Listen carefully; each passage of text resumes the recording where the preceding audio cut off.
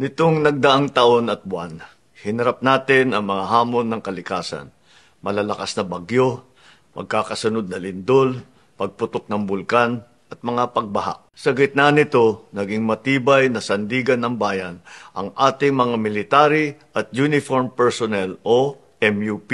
Hindi rin nawawala ang banta sa ating seguridad. Ngunit panatag ang sambayanan dahil nandyan ang ating kapulisan at kasundaluhan. Ang ating mga MUP ang unang sumasagot sa tawag ng tungkulin kahit kaakibat nito ang mga banta sa kanilang kaligtasan. Sa lupa, tubig o himpapawid, hindi kayo nagdadalawang isip na magsakripisyo ng inyong kaligtasan para sa kapakanan ng bawat Pilipino. Bilang pagkilala sa inyong walang sawang paglilingkod, dedikasyon at husay, ating itataas ang base pay ng MUP. Kasama rito ang lahat ng military and uniformed personnel mula sa Department of National Defense, Department of Interior and Local Government, Philippine Coast Guard, Bureau of Corrections, National Mapping and Resource Information Authority. Ito ay ipapatupad natin sa tatlong tranche sa January 1, 2026, January 1, 2027 at January 1, 2028. Bukod pa riyan,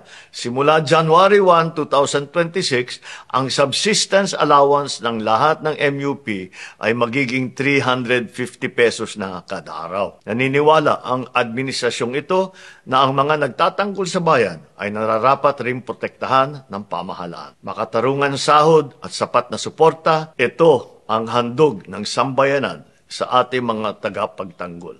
Mabuhay po kayo. Mabuhay ang bagong Pilipinas.